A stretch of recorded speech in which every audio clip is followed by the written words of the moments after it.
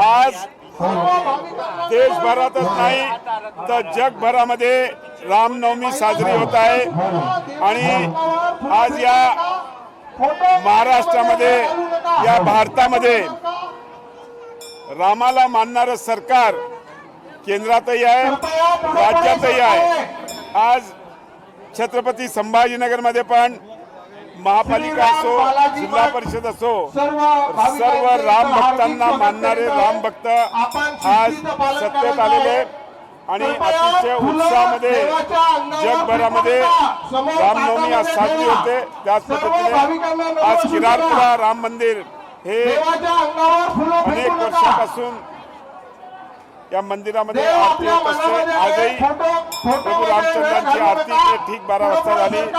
संपूर्ण छत्रपती संभाजीनगरचे नागरिक इकडे दर्शनाला येतात, आशीर्वाद घेतात आणि मला नक्कीच खात्री आहे जे भारतातल्या नागरिकांचं स्वप्न होतं की रामराज्य यायला पाहिजे तसंच आज रामराज्य पूर्ण भारतात आलेले आहे।